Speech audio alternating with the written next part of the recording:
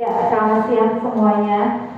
Hari ini kita ketemu lagi ya. Kemarin kan kita sudah dengan topik tinjauan farmakologi antibiotik beta laktam. Ya, sekarang kita akan bahas pertemuan yang terakhir 2015 ini, yaitu tentang antivirus. Ya, ini banyak pengembangan bakteri banyak juga harus diseimbangkan dengan penemuan antibiotik dan antivirus yang baru. Nah, kita mulai dengan mekanisme kerja antivirus. Ya. Di sini kamu harus tahu nih, mekanisme kerja antivirus itu ada 7 mekanisme yang perlu kamu tahu. Jadi mekanisme kerja antivirus itu kamu harus tahu ya. Antivirus itu bekerja menghambat tahap demi tahap secara spesifik dalam siklus hidup virus, sehingga mencegah dari mulai replikasi, perakitan, dan penyebaran virus ya. Sifat antivirus itu tidak ada. Kalau bakteri kan, antibiotik kan bisa bakterisidal ya, bisa membunuh, bisa menghambat. Kalau antivirus nggak ada yang bisa membunuh si virusnya. Dia hanya menghambat, karena menghambatnya itu sehingga jadi kerjanya virus jadi fungsinya jadi berkurang dan akhirnya tidak berfungsi kembali ya. Nah, ada 7 siklus, yaitu ada yang dari absorpsinya, yaitu virus melekat pada sel inang. Jadi kamu kalau penularan virus nih, orang batuk ya, apalagi waktu zaman COVID batuk kasih ya, terus virusnya menghirup kamu, masuk ke dalam tubuh kamu, kemudian dia akan menempel ke dalam sel kamu. Nah, sebelum dia menempel masuk ke dalam tubuh kamu, itu ada reseptor yang akan tangkap dia. Itu namanya reseptor sel inang. Ya, pokoknya ada 7, ada absorpsi, penetrasi, uncoating ya, ada replikasi, ada sintesis protein, ada perakitan, ada pelepasan. Kalau yang tadi si absorpsi itu dia memang menempel dari sel inangnya. Ada beberapa jenis antivirus yang bekerjanya di situ. Contohnya kayak Envirvid ya, ada Maraviroc ya. Nah, obat ini nanti akan menghambat interaksi protein permukaan virus dengan reseptor sel inang sehingga virus tidak dapat melekat.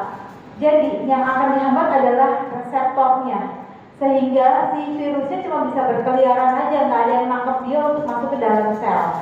Ini contoh obatnya ya, ada 2 macam ini. Contohnya yang paling banyak adalah untuk pengobatan HIV.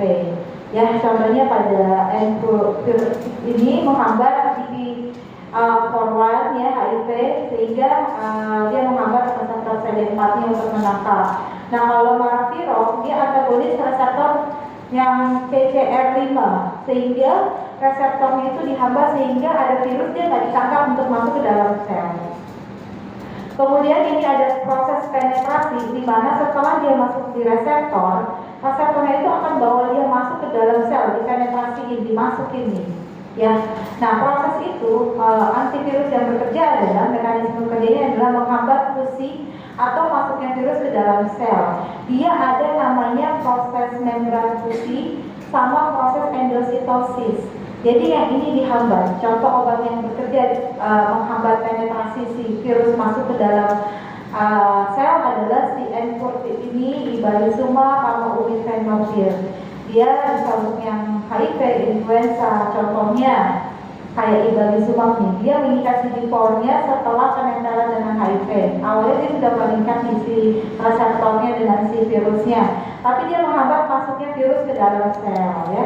Kalau yang Ubiquinol dia menghambat membran fusi virus influenza dengan membran sel. Jadi pas di celah membran fusinya itu dia hambat, dia tutupin sehingga lu gak bisa masuk, walaupun sebenarnya reseptornya bisa bawa masuk. Tapi kalau yang satu lagi itu memang reseptornya yang dihambat ya. Nah, ini uncoating ini adalah proses yang ketiga. Setelah dia masuk, sebenarnya si dalam kapsid ini adalah yang si RNA atau DNA-nya si virus yang mau dikeluarin nih dari pembungkusnya, dari si kapsulnya, supaya dia bisa masuk ke dalam sel dan dia bisa berreplikasi. Nah, pada proses ini menghambat pelepasan antivirusnya nanti akan bekerja untuk menghambat pelepasan materi genetik virus dari si kapsidnya, dari si kapsulnya.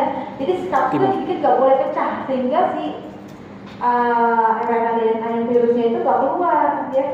Itu adalah kerja pada saat di fase uncoating ini.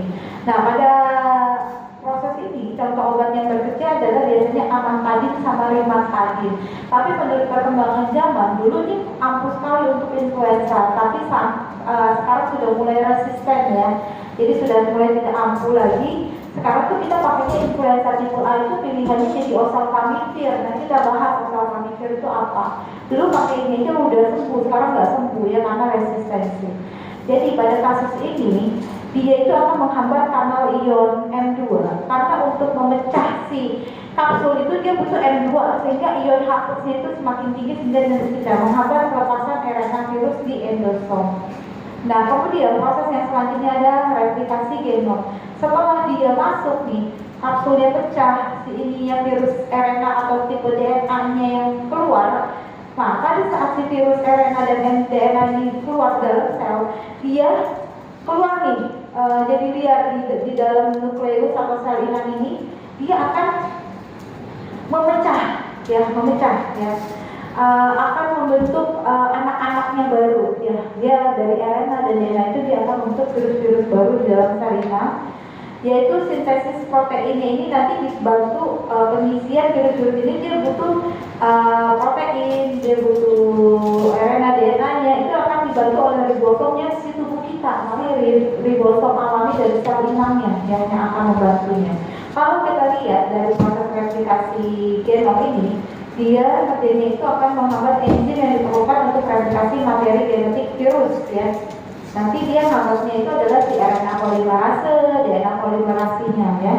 Kemudian di sini ada yang bekerja contohnya kayak tipe yang nukleus, non nukleus, ada polimerase inhibitor, ada integrase inhibitor ya. Ini banyak ya.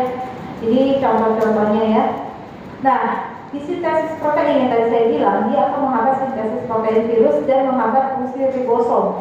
Jadi si ribosom dalam sel inang ini nggak akan membantu untuk mematangkan si sel virus yang dia mau bermutasi itu ya. Di sini ada interferon dan ada ribavirin, ada sakuenivir ya. Di sini kalau kamu mau baca, jadi dia menghambat prosesnya ya. Kemudian di sini adalah yang keenam adalah proses perakitan. Setelah dia di kopi ya, dia mutasi, kemudian dia mendapat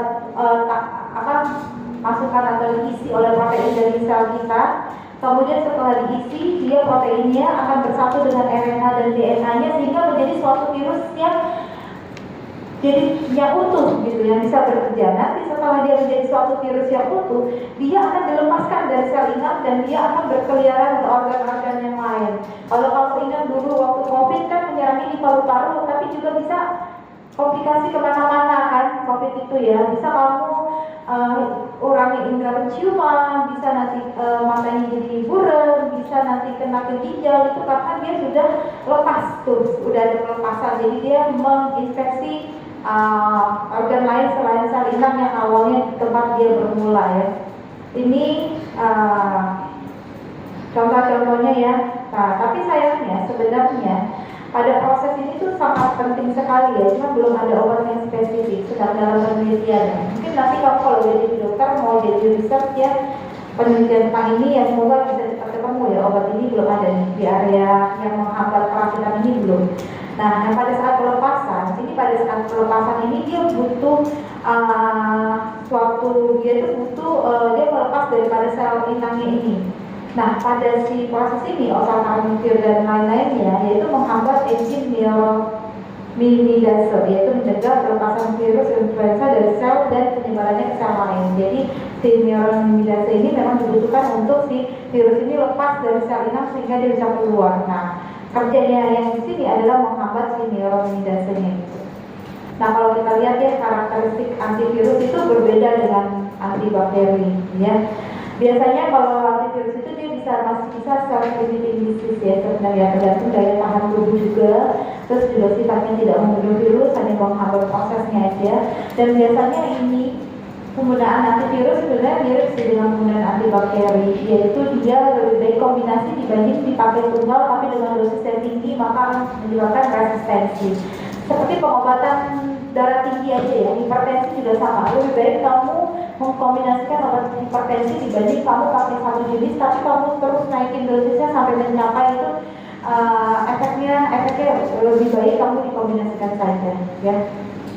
kayak gitu. Ini beberapa interaksi yang bisa terjadi ya.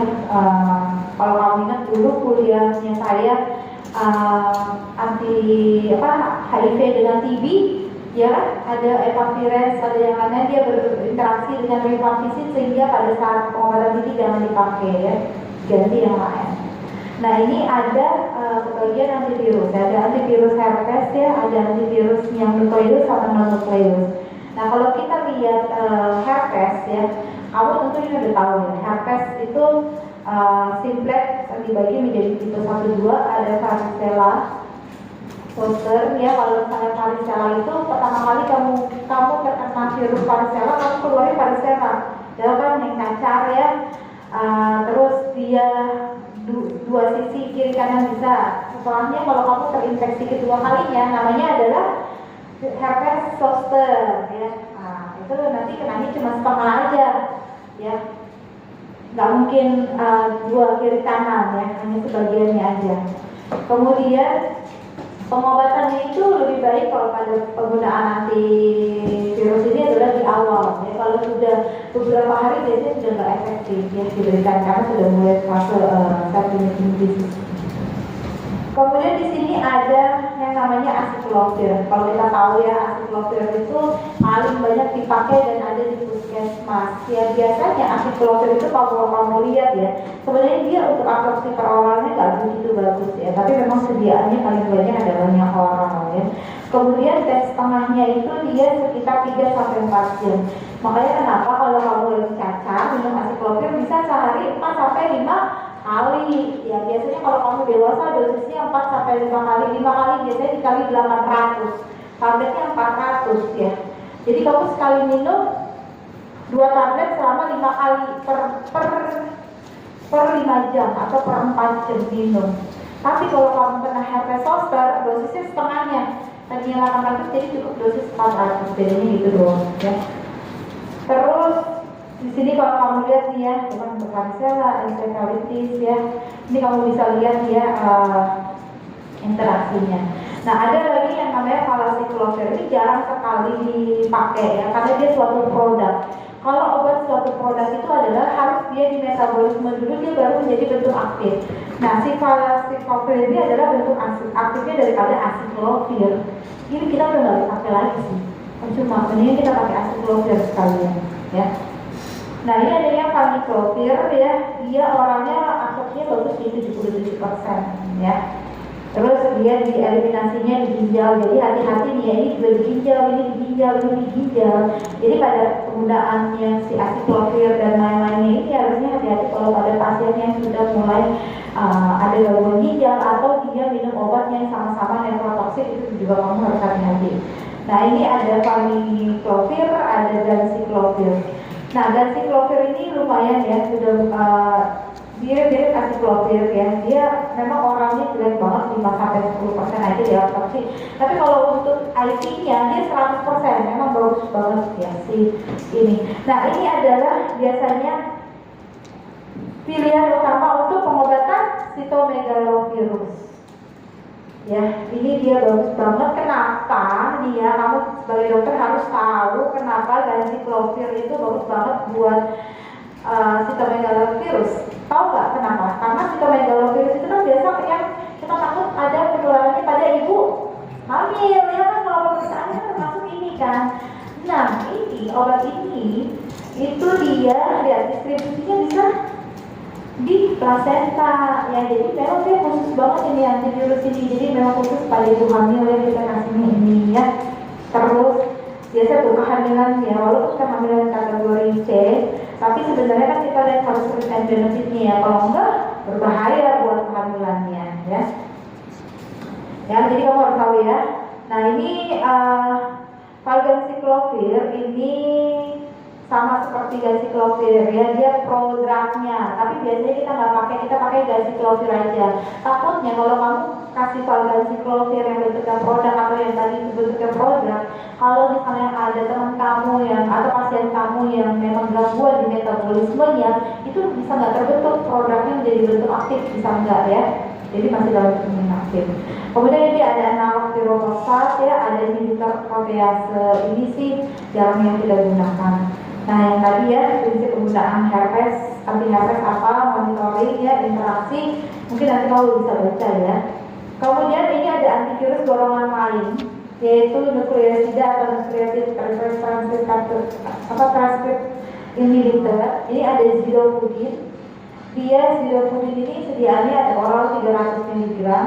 Dia bioavailabilitasnya itu sekitar 60-70% dipengaruhi oleh makanan. Maksudnya dipengaruhi oleh makanan apa? Jadi kalau makan ini kalau bergantung sama makanan ya nanti absorpsinya bisa terganggu ya. Misalnya terus ada distribusinya dia luas, metabolismenya tinggi, koordinasi di hati, eliminasi tes tengahnya 1-1,5 jam ya. Kemudian dia biasanya dipakai untuk terapi HIV kombinasi ya. Di sini juga ada diagnosin ya, ada zolcitabin, ada stafudin. Ya, cuma yang ini semua dalam bentuk prodrug ya. Jadi harus di metabolisme dulu dia baru bentuk aktif ya. Nah di sini juga ada lamivudin, ada abelfavir, ada tenofovir yang disoproxil fumarat, ada yang tenofovir alafenadin ya. Di sini kamu tinggal lihat aja nih, kayak ini orangnya dia bagus 20-90 ya. Terus dia penetrasi balik ke CNS-nya juga bagus ya. Jadi dia biasanya kekhususan ya, dia untuk terapi HIV, bisa hepatitis B kronik juga bisa. Jadi biasanya antivirus yang dipakai. Kemudian di sini ada antivirus golongan NRTI, yaitu nucleoside yang reverse transcript inhibitor. Yang tadi nukleus, yang ini non nukleus. Bedanya apa sih? Kalau nukleus itu sifatnya dia bekerja dia seperti mirip seperti si virus itu sendiri. Jadi dia yang ini tertipu karena dia kayak kemarin itu loh yang siklus antibakteri. Nah kalau misalnya yang dia berperan menyamar sebagai nukleusnya si virus, tapi ternyata bukan ya. Kalau ini kan nukleus, tapi dia langsung bersaing kompetitif di ininya, di sintesis DNA-nya ya, virusnya terhambat ya. Ini dia ada evavirens yang biasa untuk pengobatan HIV dengan komplikasi ya, contohnya kayak HIV dengan TB yang kemarin sudah dibahasnya. Terus ada nevirapin, ada etavirin. Nah obat evaviren itu kamu lihat ya, dia menghambat DNA polimerase, sehingga pada saat DNA yang si virus itu kan sebenarnya waktu lagi pembentukan sintesisnya itu kan dia ada bentuk panjang tuh DNA-nya tersusun. Nah nanti dia kalau bentuk aktifnya si DNA itu kan tersusun oleh protein-protein yang tadi dibantu oleh ribosom itu membentuk yang si protein-proteinnya itu. Nanti kan dia untuk diaktif dia harus dipecah-pecah nih si proteinnya. Nah setelah dipecah-pecah nanti dia dikeluarkan, dia ketemu RNA, ketemu DNA, dia bentuk aktif, bentuk utuh, terus mereka keluar kan. Nah si ini untuk pemecahannya itu kan dia butuh DNA polimerasenya itu ya, sehingga dia menghambat di situnya. Kemudian pada fase ini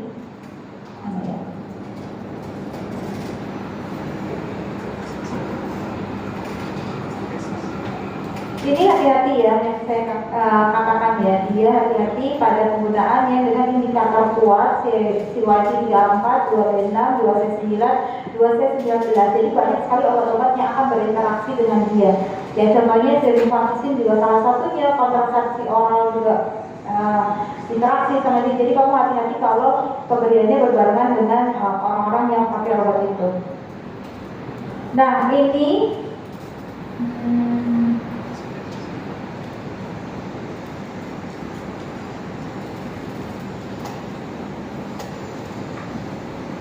di sini nanti. Nah ini ya, kamu harus tahu ya, sebagai dokter kamu harus tahu obat antivirus mana yang dipakai untuk pencegahan transmisi dari ibu ke bayi. Ya, ini ya, jangan lupa ya. Pencegahan transmisi HIV, ibunya HIV, kita takut anaknya kena ya, kena HIV, maka pencegahannya dengan nevirapin ya. Kemudian ini ada relvirin, ada doravirin ya, ini sama aja sih sama NRTI yang lainnya ya, nggak ada khususan sekali ya. Semua dosisnya sekali sehari kecuali ini ya, etravirin. saya traktirin, rata-rata dia kombinasi, penggunaannya lebih baik kombinasi dibanding monoterapi ya tadi ya. Kemudian ini adalah anti hepatitis. Anti hepatitis di sini banyak sekali ya. Anti hepatitis sebenarnya antivirus juga ya. Karena kan hepatitis itu kan dia terdiri dari hepatitis A, B, C, D, E. Ada yang sifatnya RNA, DNA ya. Juga dia ini tergantung ya, tergantung kita hepatitisnya mana ya, perannya beda.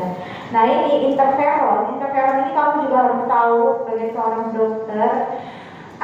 Interferon ini selain dia bersifat antivirus, anti hepatitis, dia juga bersifat sebagai imunomodulator ya.